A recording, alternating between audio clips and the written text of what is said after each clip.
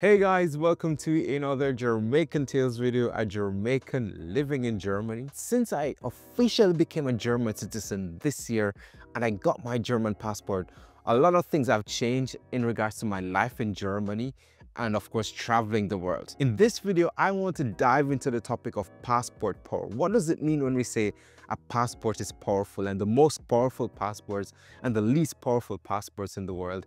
My experience as a dual citizen, having had a least powerful passport and now having one of the most powerful passports, and also this gap that exists between the most powerful and the least powerful passports in the world. So stick around.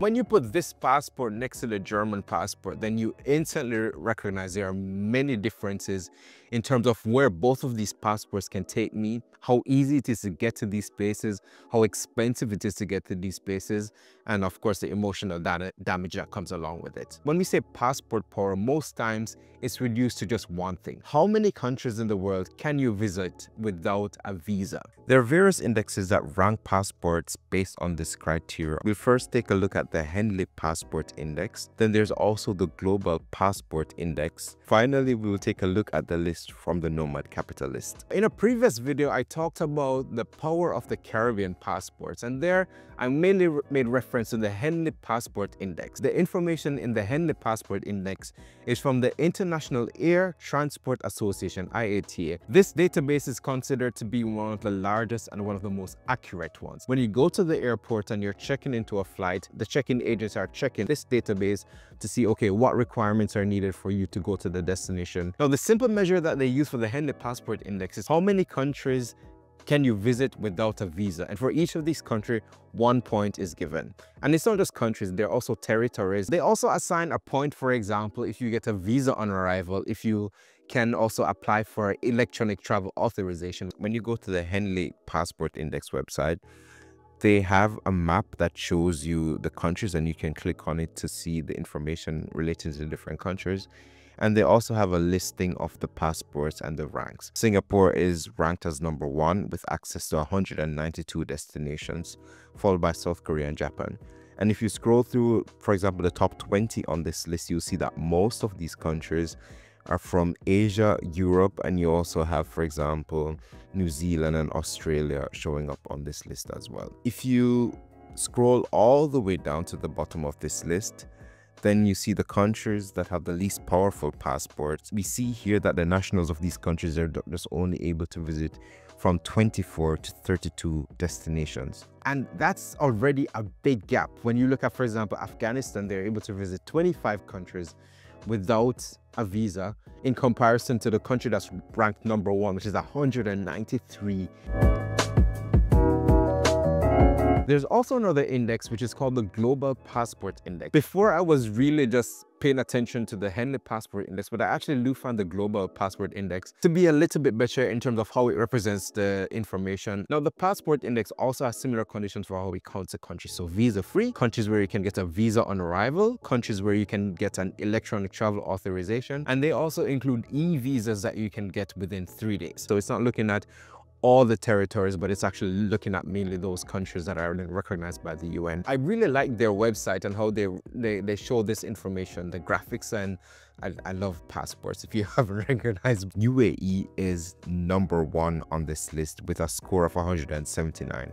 And on the Henley Passport Index, I think UAE is at number 9 with 183 destinations. Apart from that, you see similarities with the Henley Passport Index, where you have Singapore being all the way up there, and you scroll through the list, and of course it's mostly the European countries and a few Asian countries that stand out. Continuing all the way down to the bottom of this list, it's the same picture with Afghanistan, Syria, Iraq, Somalia, Pakistan, Yemen being the countries that are at the bottom. For Afghanistan, visa-free is 6 countries. For visa on arrival, it's 32 countries. A whopping 160 countries they actually need a visa for. But in the case of Germany, 131 countries, another 44 countries for visa on arrival. Should I go to Jamaica? On this list, Jamaica is ranked at 52. 59 countries visa-free and 41 countries with visa on arrival.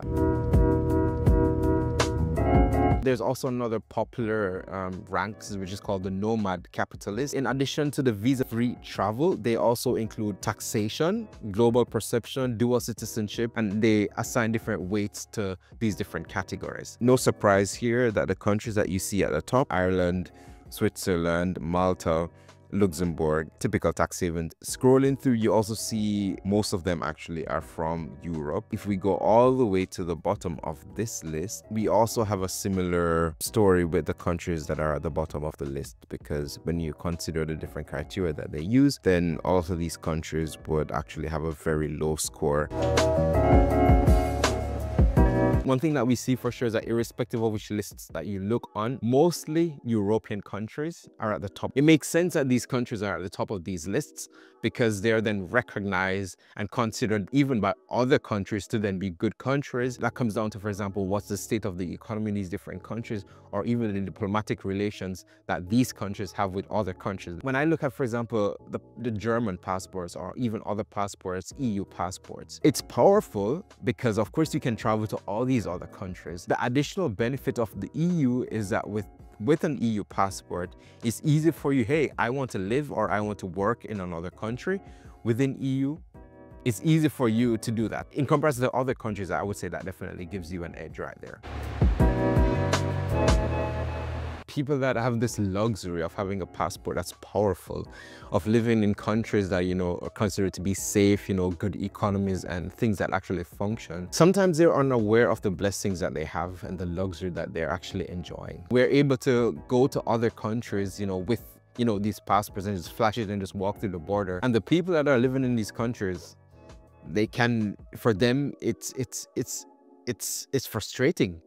It's sometimes impossible. The stigma that these people have to deal with and the treatment and the discrimination just because they have a passport from that particular country. I have friends from these countries and they share their experiences with me that going to the embassy and getting a hard time. The passport that you present, then it comes with certain stigma, certain discriminations attached to it, certain additional procedures that are written down that need to be executed. And of course, across the world, there are countries that with a certain passport, you're not able to visit this particular country.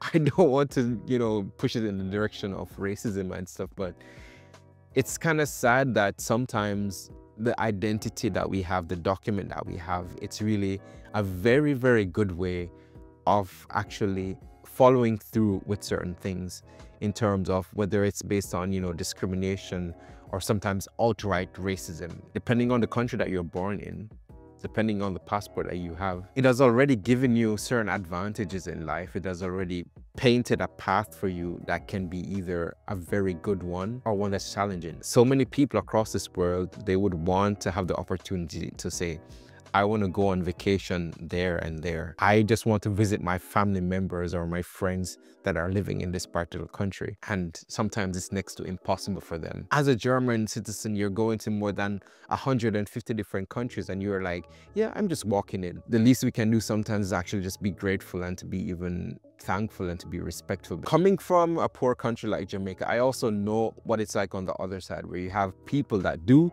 get visas to go to certain countries. They go there, they overstay. I should actually try to make my life here. That sadly makes it bad and challenging for other people. And even in this direction where the US government, they're going to be requesting they call it an integrity fee. So if your visa gets approved, then you will have to pay, like, I think it's like more than $250 or something. And this is kind of like a deposit that you would get back, you know, if you, for example, follow the conditions of your visa. Becoming a German citizen has kind of made my head just expand a little bit, trying to break down this idea of what it means to have a powerful passport. It's the same Oshando Johnson. The only thing that changed is that I now have a document from Germany that says I am a German citizen. And because of this document, that changes so many things. Countries that I tried to get into with the Jamaican passport, where they denied the visa without any reason, countries that had to spend a lot of money just to get the visa. Now with the German passport, I can literally just walk up to this country and go there, give them this passport and walk in without any problems. The only thing that has changed, I have a different piece of paper and plastic to say who I am. That's the part that confuses my brain so much. Maybe for some people that sounds, it's straightforward, but for me, I don't know, it's just kind of messing my brain. This document is identifying who you are, where you're from, where you were born, and sadly, that's what it comes down to. Those are the factors that determine, you know, your access to certain things. Going overseas as a German citizen, then it gives me certain privileges. As a Jamaican citizen, I am not privileged to some of these benefits. There's like so many reasons why that is the way that it is, but you can understand the confusion there, where it's like one person, and depending on what document I show them, depending on which face or which colors and which flag it is. The thing, however, that I find interesting about becoming a dual citizen, the where you are from and the who you are doesn't really change. Entering into the Schengen area, I've had this experience when I was crossing the border into Poland and crossing the border into Lithuania. I had the feeling like there was like a different level of screening for the passport. People that were in front of me that were, for example, nationals, simple scan and let's go. Okay, let's get out the UV light, let's get out the magnifier and all that stuff. And I'm like, I kind of think like this extra screening is again because of who I am. I'm always gonna be a black guy. And sadly, that comes with screening, extra screening that I've experienced, even more so with the Jamaican passport. People say, yeah, you have a German passport now, so you know your life is easy. It doesn't end there. Even have a German passport, it still says there, I was born in Jamaica. I'm still a black guy. And friends of mine, like from Pakistan, for example, they made an even bigger jump from pretty much almost the bottom of the list to the top of the list in terms of the power of their passports. Sadly, even with a German passport, I go to these places, they will never be treated, you know, equally, you know, to the typical German. And just because I now have a German passport doesn't mean that that is gone. But definitely becoming a German citizen changes a lot of things, and I'm definitely grateful, probably even more grateful and understanding than most other German citizens or people that already have, you know, these powerful passports in the world. I know what it's like to travel with a Jamaican passport, and comparing traveling with a Jamaican passport, and not just traveling with a Jamaican passport, but living in Germany with a Jamaican passport, I recognize that now as a German citizen, even just the way I think about different things, like there's this stability, there's more confidence, where it's like, I don't need to be worried about immigration, or I need to worry about fulfilling these requirements. It's like, I'm safe. I can relax a little bit. The feeling that I have now with a German passport is more than 20 countries that are literally open to me. Tomorrow I can get up and say, you know what, I want to live there, I want to work there. This freedom is great to have. I'm happy. I worked really hard to actually get to this point, but at the same time, it is humbling and it's frustrating to think about just how challenging it is for other people that might have a passport that's of a different color. That's pretty much all I have to say on the topic. Thank you guys so much for watching the video, and see you in the next Jamaican Tales video.